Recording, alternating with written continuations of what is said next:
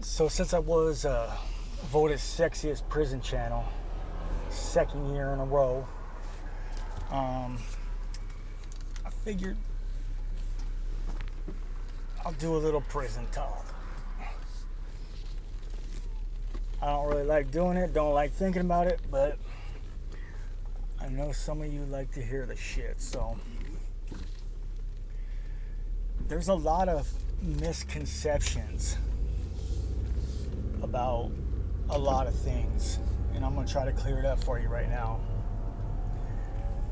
When you walk the mainline GP, yeah, PCs are, they're all fucking bad, and you got to do what you got to do, man.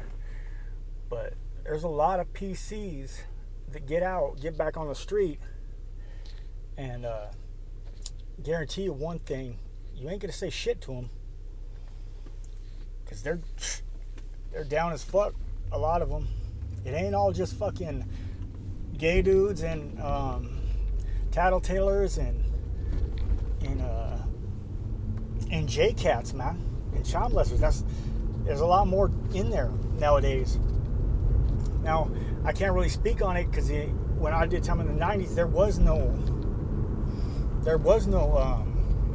BC yards, man.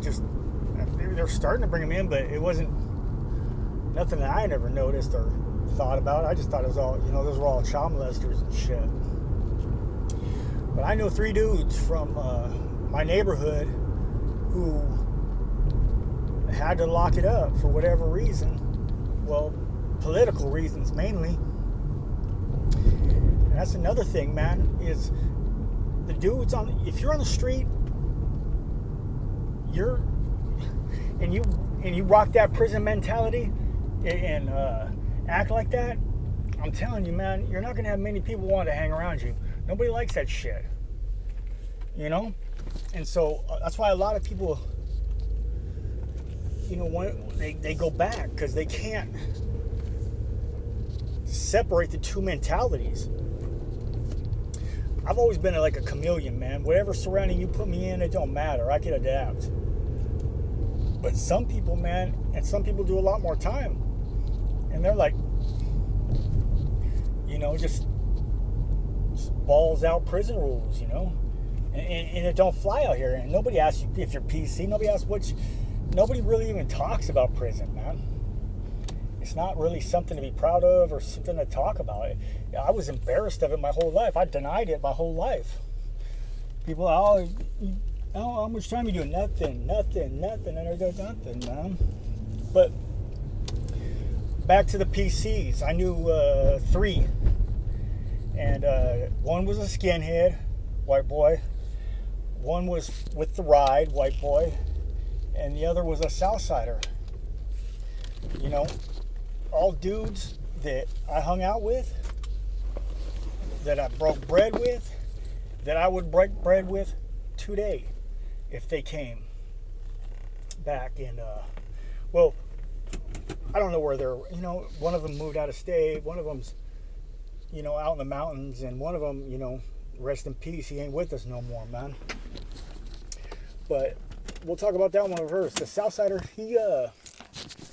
he got into some shit, and this is all hearsay. Everything I'm talking about is hearsay. I'm never going to ask the dude, what'd you lock it up for or whatever, but through credible sources, people who've been in prison, people know this is what I heard.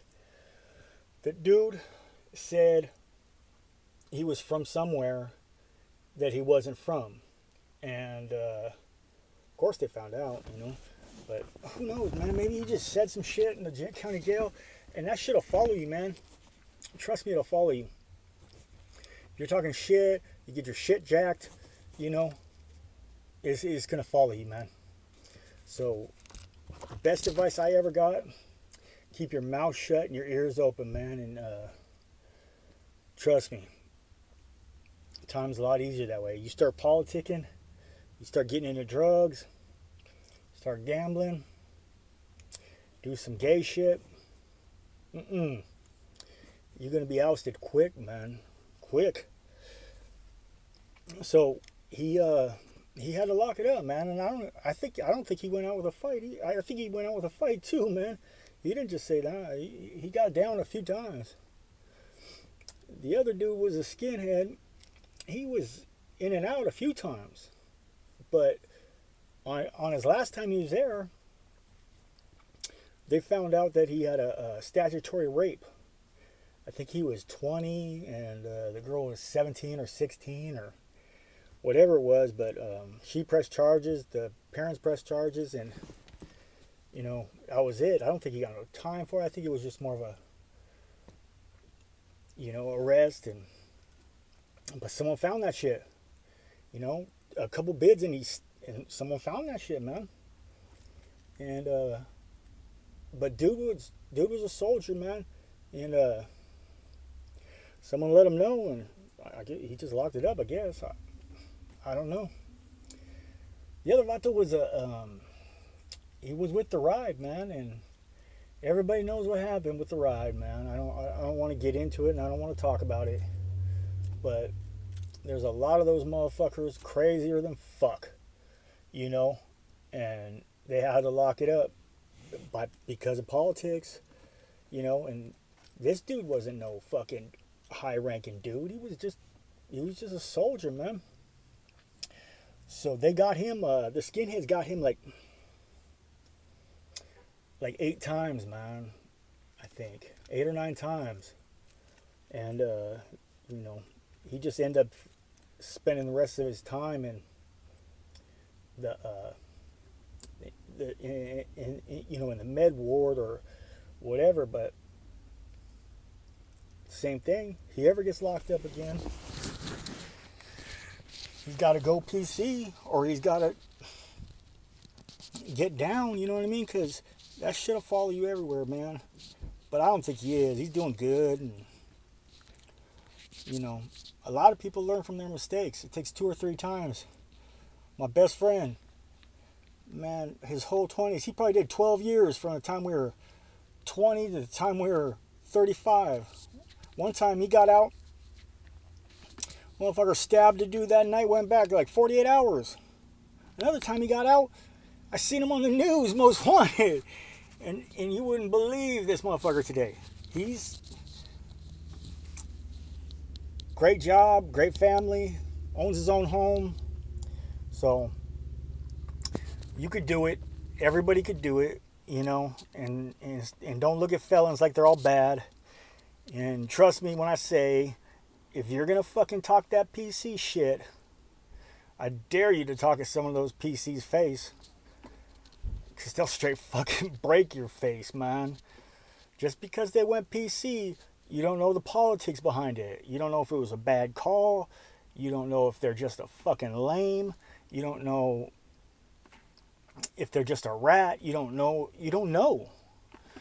If there's someone in power and he got the block and he don't like you, or his homeboy don't like you, guess what? They're going to say some shit, and next thing you know, you're getting cleaned up off the yard, man.